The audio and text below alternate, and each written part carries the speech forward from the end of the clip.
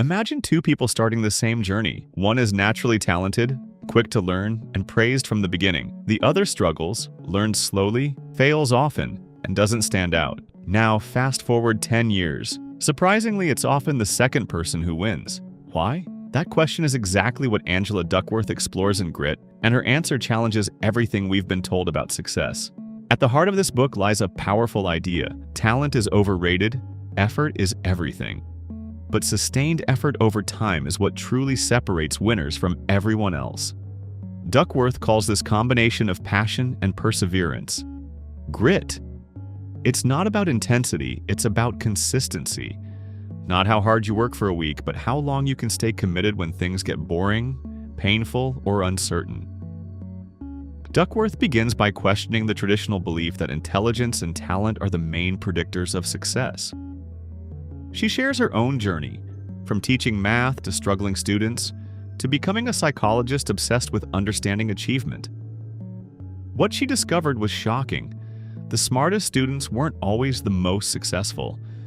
The most successful ones were those who didn't give up.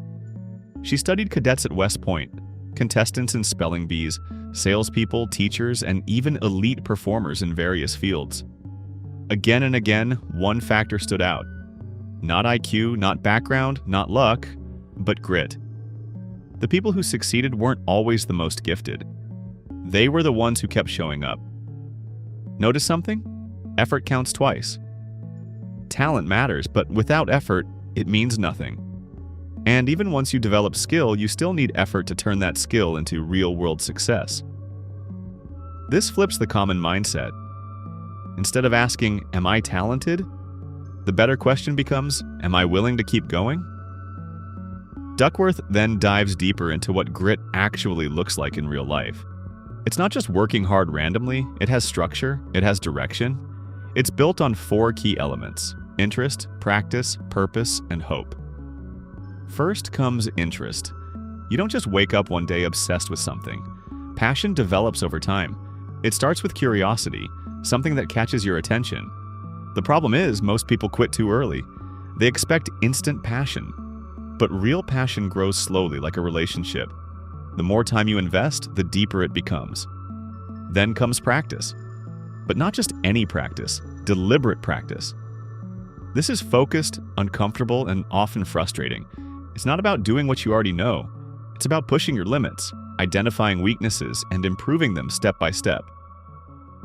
This is where most people fail. They prefer comfort over growth. But those with grit lean into discomfort because they know that's where progress lives. Next is purpose. At some point, your work needs to feel meaningful beyond just yourself. The grittiest people connect what they do to something bigger. They believe their efforts matter, not just for them, but for others. This gives them a reason to keep going even when motivation fades. And finally, hope. Not blind optimism, but a deep belief that effort can improve your future. Gritty people don't see failure as the end. They see it as feedback. They believe they can get better. This mindset, often called a growth mindset, is what keeps them moving forward when others quit. One of the most powerful ideas in the book is that enthusiasm is common, but endurance is rare. Anyone can start something with excitement. Very few can continue when that excitement disappears. That's where grit begins, when motivation ends. Duckworth also challenges the idea of following your passion. Instead, she suggests something more practical. Develop your passion. Passion isn't found. It's built through time, effort, and experience.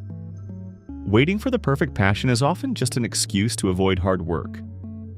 Another fascinating part of the book is how grit is developed.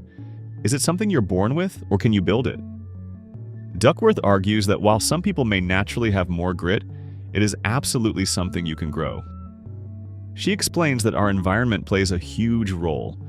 Parenting, culture, and the people around us shape our mindset.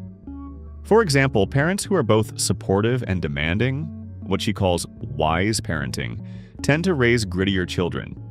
They encourage effort, set high standards, and don't let failure define their kids. Similarly, cultures that value perseverance create individuals who are more resilient. When effort is praised more than talent, people are more likely to keep trying.